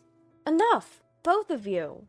My sister stepped in front of me and said, "I've done my best to clean up, and we've all gathered here for the first time in 3 years. Can we please stay until the end?" She apologized deeply. My husband and daughter-in-law finally kept quiet, and things settled down for the moment. We finished the prayers, but they didn't touch any of the snacks we prepared, and they left.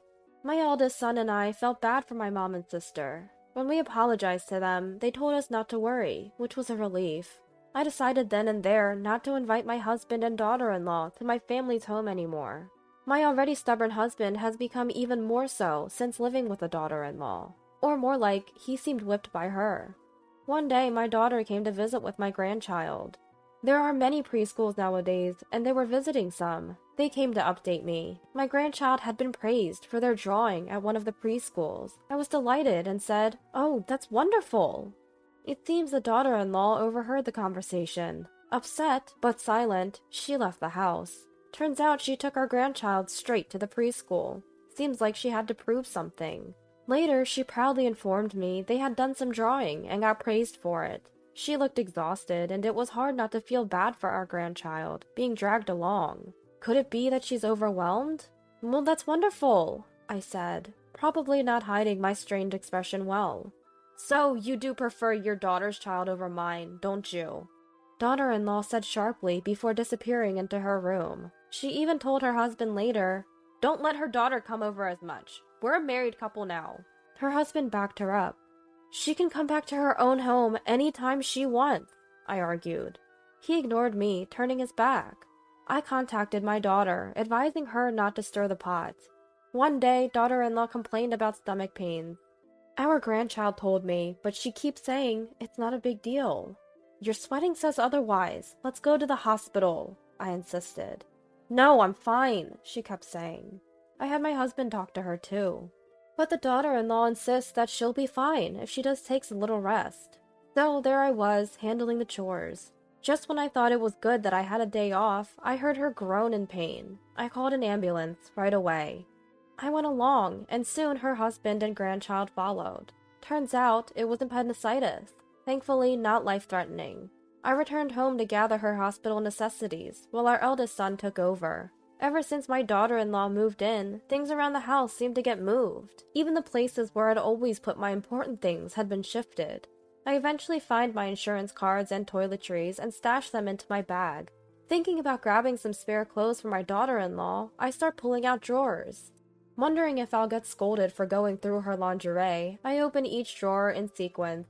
Finding the one with her lingerie was a hassle, as there was no label. Once found, it's neatly organized, just as expected. Then out of the blue, I notice a box about the size of an A4 paper, in the drawer.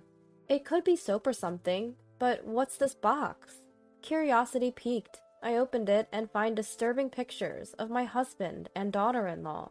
There are also some documents in there. Panicked, I flee to my parents' house immediately. On the way, I get a call from my husband. "When are you coming back? The daughter-in-law's surgery is over, and you're still not back with her clothes and hospital items. Call us." "I'll go to the hospital tomorrow," I say, hanging up. In the background, I hear my daughter-in-law say, "Mother-in-law, please don't open the drawers. We can buy underwear at the hospital shop." But it's too late. I already have my proof. The photo in the box shows my husband and daughter-in-law together. What's more, they're pictured alongside some documents, and both are beaming, holding those papers in their hands. Those papers are for filing for a posthumous divorce. It's the first time I've seen the actual documents. This allows you to sever the marital ties with your deceased spouse's family after their death. I hear it's become 2.5 times more common over the past decade. In the world of public opinion, the most common reason for posthumous divorce is so that when I die, I won't have to be buried in my husband's family grave. It's a legal document. Once it's submitted, it can't be revoked. It's specifically to cut off relations with your spouse's family. You can submit it any time after your spouse has passed away.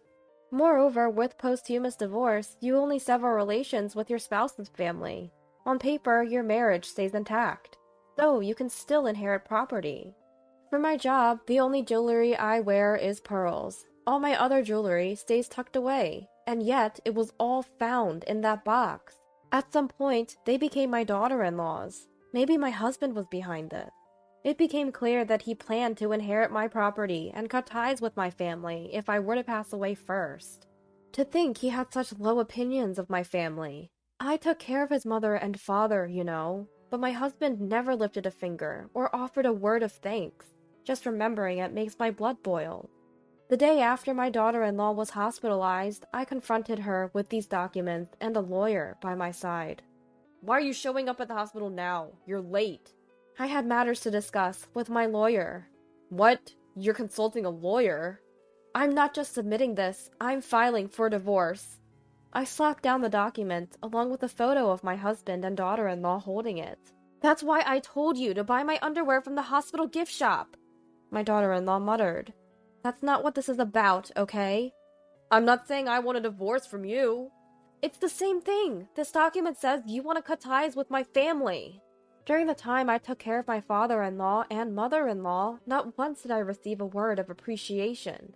The ongoing reluctance to visit my family's home, even making my sister offer a heartfelt apology. The growing discomfort as things in our house were replaced without any discussion. My jewelry, finding it packed in a box, along with documents. These were the grievances I'd bottled up for so long. I just let it all spill out, more than I could even remember. My goodness, you don't have to get so worked up, my flustered daughter-in-law said, but then my eldest son cut in. What the heck are you doing behind my back? Dad, you too! And that's what I unleashed on my daughter-in-law. Just then, our daughter walked into the hospital room. Did you come to visit? How sweet. In an attempt to lighten the heavy atmosphere, my daughter-in-law even forced a smile. Appendicitis, huh? Do they also operate on your head or something? What are you talking about? Ow, that hurts. Guess it's too soon to be making jokes after surgery. I hope the wounds don't get worse, I thought to myself. I did some digging. Your child isn't Jack's, is it? What? That's impossible. There's no way. Jack's been used by this woman. I made sure to investigate. Eldest son was so shocked he lost his words. Before you got involved with my eldest son, you were seeing someone else, weren't you? We'll let the lawyer do the talking from now on. I returned home and reached out to my daughter. Turns out she also had something to tell me. It was shocking. If the child isn't my eldest son's, then that changes everything. Seeing my distress, my daughter called in a lawyer. She left the room, taking both grandchildren with her. This was not a story for young years. Turns out, daughter-in-law was already seeing a married man before meeting my eldest son. She met my son through an introduction, and they got married. When she found out she was pregnant, she wasn't sure who the father was, meaning she was dating both men at the same time. My daughter started investigating when she noticed the child didn't resemble Jack, and DNA testing confirmed they weren't related. She even had investigators dig deeper. Faced with all this evidence, daughter-in-law finally broke down. I never intended to deceive anyone. But you did deceive him. Why not keep going as we have been? Husband, who's become quite friendly with daughter-in-law, seemed unfazed. I'm filing for divorce. Do whatever you want. With that, I left the room. I never said anything about getting a divorce. I pretended not to hear. I'll go to Mom's place. I'll send the divorce papers later. How could you? I thought we were truly happy. Hearing this, daughter-in-law broke down again. She couldn't keep up the facade of a perfect life any longer. A concerned nurse rushed in. Is the wound hurting? Are you okay? And that's when the kind nurse said, It's not the physical wound that hurts, I thought to myself. Husband reluctantly filled out the divorce papers. He can't do housework to save his life. Daughter-in-law can't go back to her parents' home because she deceived my eldest son into having a child. I'd heard she even talked to a married man she used to date, but he paid her no mind and she's not receiving any child support. Probably that married man is dating another single woman by now. Life's tough just relying on my husband's retirement benefits. Preschool seems like a distant dream. My daughter-in-law is apparently going back to her job as a wedding planner, but juggling that and childcare is tough. Moreover, she still refuses to sign the divorce papers with my eldest son. She probably thinks he'll come back to care for my husband when the time comes. Well, life doesn't always go as planned. She must want to have the perfect life. As for me, I'm still working as a funeral service director, while living with my mom, sister, and eldest son. My aging mom seems the happiest with a lively household. My eldest son seems a bit disenchanted with marriage, but I'm hoping he'll find someone new and good. I sometimes think that if I'd separated from my husband when I was younger, maybe I'd have another chance. Planning to make up for lost time by being dutiful to my parents. I'm also talking about maybe going on a trip with my sister, who I've troubled in the past.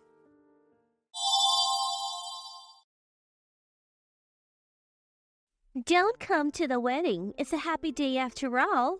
When I received that call from the bride, My mind went blank. Why would she say something so hurtful? Is it my fault? Well, if she feels that way, maybe it's best I don't attend. As a groom's mother, I felt a complicated mix of anger and self-loathing. My name is Stella, and I'm 50 years old. I'm a working mom living with my husband and son. I work part-time about 4 days a week at the local supermarket, preparing daily items in the kitchen. My son got a job 4 years ago, so we don't have to worry about tuition anymore. Now, it's just the house mortgage. There are still 15 years left on it. I have got to keep working. With these things in mind, I'm working again today. Actually, something wonderful happened yesterday. Dad, Mom, I'm getting married. My son announced this at dinner. My husband and I exchanged glances taken by surprise. Married? Really? Who is she? When did you propose? My husband bombarded our son with questions in his astonishment. Calm down, Daniel. I tried to soothe my excited husband, but I too was curious. So, who is she? She's gentle and kind. Can I bring her over this Sunday? Sunday it is then. That's right, I need to clean the house before Sunday when my son brings his fiancée over. Maybe prepare some tea cakes and even replace the living room curtains?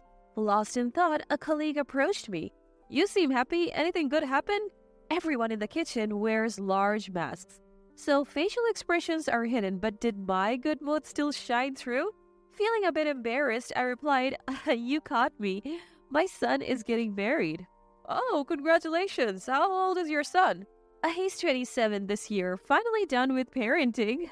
It felt like a weight lifted off my shoulders.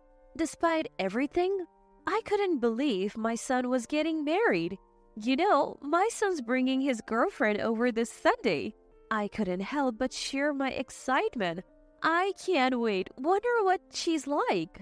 He told me she's a gentle and kind person. I'm sure she's wonderful. I eagerly awaited Sunday. When the day finally came, I put on a bit more makeup than usual. Gotta make a good first impression. I looked in the mirror, checking my reflection. A reddish scar stretched from my right cheek to my ear. Makeup somewhat hides it, but will it still stand out? Lost in my thoughts, in front of the mirror, my husband approached. What are you doing? Just trying to cover this up a bit. Don't worry too much. You're beautiful just the way you are. His words warmed my heart. He's such a kind soul. Thank you. It's a thing of the past. I don't mind. I mean, I have my loving husband and son. What's a little scar, right? I wish I could truly say that, but a woman's vanity? Having a permanent burn mark on my face is hard to overlook. The scar is from a fire at my childhood home when I was in high school. The fire started next door, and though I narrowly escaped, it left a lasting mark. Everyone survived, and that was a miracle. But there were moments I wished the flames had taken me. I believed the scar meant no more love, no more romance. I retreated, convinced I would never be loved again. The trauma from those teenage years was overwhelming, leading to some dark thoughts. But my savior during those times was my husband. We grew up together, our families closely knit. Concerned about my despair, he would visit daily, offering words of comfort. I don't care about the scar. You're still the same beautiful person to me. At first, I was wary of his words, but gradually I opened up. Our bond grew, leading to marriage. I'm forever grateful to him for saving me back then and for supporting me now. Marriage is truly wonderful. I thought as much looking at my husband's broad back. The scar remains, but meeting my husband, getting married, and having our child are treasures I wouldn't trade for anything. It was just past noon when the doorbell rang. Seeing the woman our son brought home, my husband and I greeted her with warm smiles. Welcome, please come on in. I led our son and his girlfriend into the living room. Thank you for having me. Just as our son had described, she seemed calm and kind-hearted. She had a radiant fair complexion framed by beautiful black hair. Her name was Gabriela. She works as an office clerk, and she's 2 years younger than our son. Both my husband and I were impressed by her modest and humble demeanor. I felt so relieved. She seemed like a good person. I let out a sigh of contentment. So, where are you from? My husband asked, trying to ease any tension. I'm from Charleston, South Carolina. Ah, Charleston. Beautiful views and delicious food. A wonderful place. Thank you. What do you do for a living? I drive a taxi. That's impressive, making a living driving. My husband spoke gently and Gabriella replied in the same calm manner. Our son looked relieved seeing them interact. I'm so glad you have brought such a beautiful person into our lives, I whispered to him. You know, she's way out of my league. He replied, blushing. I looked forward to their future together. He might be a handful sometimes, but please take care of him, I said to Gabriella. But she just gave me a vague smile, not meeting my eyes. Maybe she was still nervous? I tried to engage her more in the conversation, but she only offered polite smiles to my efforts. Is your job demanding? It's okay. Do you have any hobbies? Not really. Our conversation didn't flow as I hoped. She seemed comfortable chatting with my husband. I wondered what the difference was. Was she wary of me as her future mother-in-law? I sat there feeling somewhat isolated during what was supposed to be a bonding family meeting. Yet I noticed she kept glancing at me. Is something wrong? No, nothing. I had a hunch. It must be about the scar from my burn. Should I explain it to her? But then again, sharing a sad story on such a happy occasion didn't feel right. As I pondered this, it became time to wrap up. The day ended without us having a meaningful conversation. I didn't think she was a bad person, but I felt we just weren't on the same wavelength. Even though I had only spent a few hours with her, I had that gut feeling. Still, I wanted to celebrate their marriage grandly. After all, what matters is that they love each other. Parents shouldn't interfere too much. That's what I decided. The two got their marriage license and decided to hold a wedding ceremony a year later. Since she was a child, the bride had always dreamed of a grand wedding and was adamant about sparing no expense. I had heard a few times from my son about how particular his bride-to-be was. I sometimes wished I had my own big wedding. I never did. Conscious of the burn scars, I felt a twinge of envy. I guess it's every girl's dream, but right now I'm happy. My son moved out and it's just me and my husband. It feels refreshing, like we're newlyweds again. From now on, if we can live modestly in our old age, that's enough for us. Hey, What is it, Daniel? did you send something to Gabriella? Yes, I sent her the oranges our neighbor gave us. I had sent her a share of what we got a few days ago. Why did my husband know about it? They said it arrived crushed and rotten. What? They were fine when I sent them? Oh, maybe a few bad ones got mixed in and rotted? I immediately called my daughter-in-law. I am so sorry. I thought I checked them thoroughly. I would prefer if you didn't send gifts like that again. It's a bother. For some reason, she sounded hostile. But it was clear I was at fault, so I apologized deeply. I'm truly sorry. I won't send anything again. Also, we're pretty busy over here, so if you could refrain from calling too often. I understand. I'll be more mindful. She abruptly hung up. The only time I had called was to ask about the wedding. Did she really despise calls from her mother-in-law that much? She seemed like a completely different person from when we first met. Maybe it's best to limit our interactions.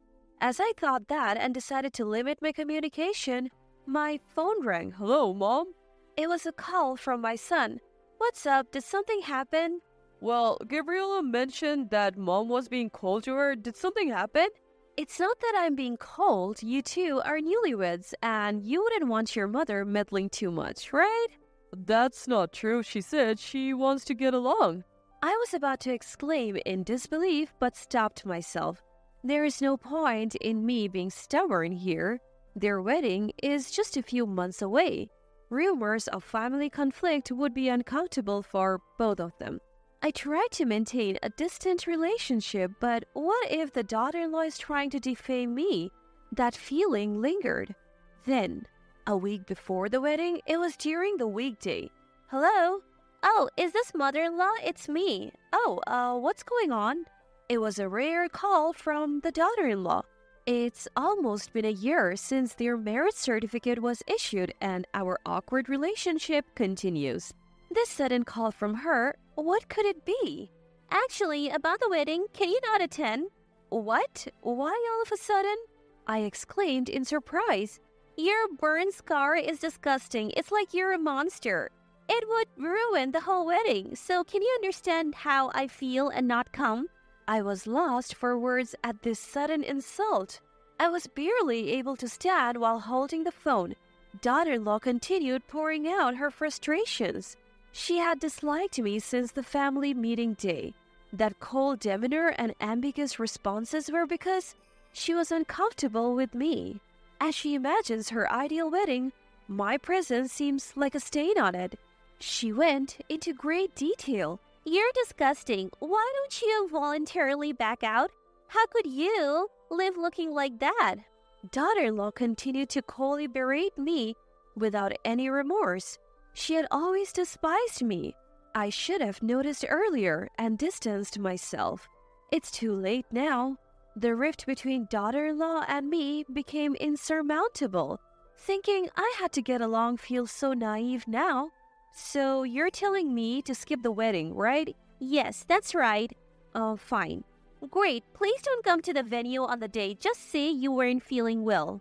All right, I'll do that. With that, I hung up the phone with a click. Skip the wedding? Does she even know who she's talking to? Challenge accepted. I'll gladly miss it. But with that determination, I couldn't hold back the tears. On the day of the wedding, I truly didn't attend. The ceremony was scheduled for 12 p.m. But even after 10 a.m., I was relaxing at home watching TV. Suddenly, my cell phone rang loudly. Hello? Hello, mother-in-law? Father-in-law isn't here yet. Wasn't it just you who was supposed to miss? Well, Daniel is here at home, I said, glancing at my husband reading in the living room. Just a regular day off. What do you mean? He suddenly fell unwell. I was just about to let you know. I handed the phone to my husband. Sorry, but I can't make it today. I'm feeling off, just like my wife. Wait a minute, father-in-law, a last-minute cancellation? Listen, you treated my wife like a monster and forced her to miss. I just don't feel up to attending. I could tell Gabriella went silent on the other end when my husband said that. His eyes burned with anger.